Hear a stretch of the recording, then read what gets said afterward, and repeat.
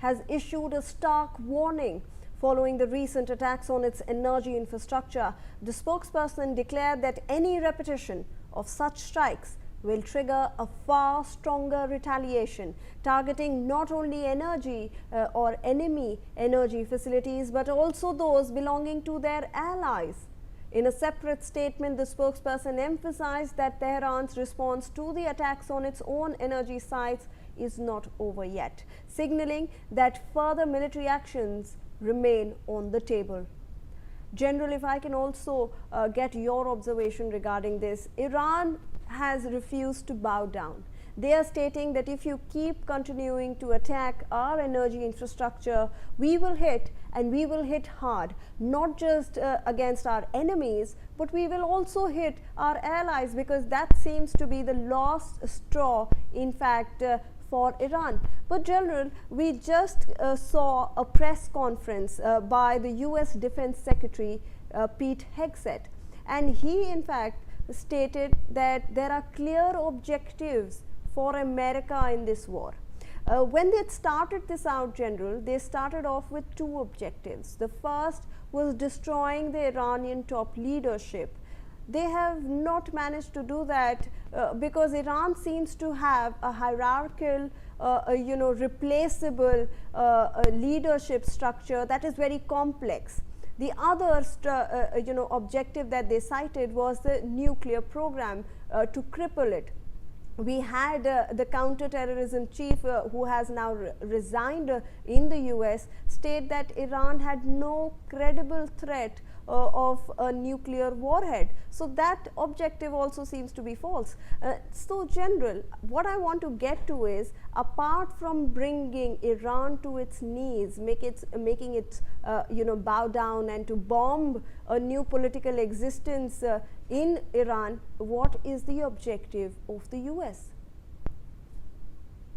That's a very interesting question, Shivani, because I think right from the start of the war, we have been discussing these objectives, and so far there is no clarity from Pete Hegseth also, including the statement which he's made just now, that what has he achieved. They are stating very, very clearly that they have destroyed, and I repeat, destroyed the missile capability of Iran to just 8% residual. That means 92% of the missile capability of Iran has been destroyed. So that is one objective, which is, and if I take that at the face value, because nobody knows on what basis has he made the assessment. Neither he has given any satellite pictures or the damage assessment of how he has destroyed 92% of the missile capability of Iran. And if you remember in Sindoor, the Indian generals as well as the admirals as well as the air marshals were there with satellite imagery to tell you, exactly what has been the extent of damages of air bases in Pakistan. A second important objective as we talk is the nuclear capability. And even in that 12-day war, and also Tulsi Gabbard also made a mention of it in her briefing, that Iran's missile program has been obliterated, and there is nothing left. So if that was the case, what was the point of you going to war? If you had already finished off this entire nuclear capability of Iran, why did you have to go to war? So again a question mark I will put on that. The third time and again, Pete Hegseth is trying to suggest that he has destroyed the Iranian Navy.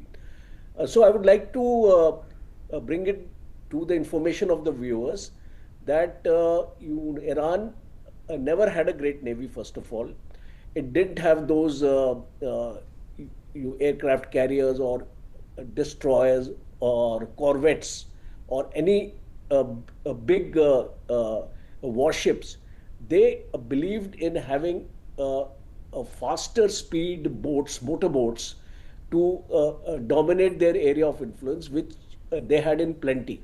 So I think at the most he would have destroyed those gunboats, and that really is not the navy, this thing of Iran to boast about. And the last point is, as you mentioned, the regime change and all that. So that is, I think, nobody's talking about it right now, because what America has been able to achieve is only a leadership change, and the leadership change also having a person of the same fabric, the same ideology, who has been installed now. So if Donald Trump is going to exit now, as he has made in his statement in the press briefing today, then I can come to one deduction, that he has not achieved any of his objectives, but at the same time, he is going to stress upon the point that we have caused maximum destruction to Iran.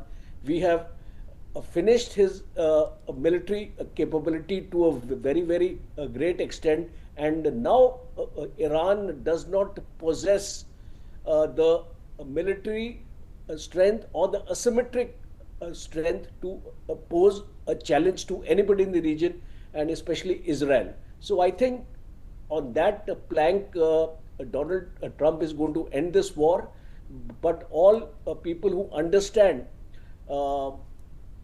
strategy, who understand military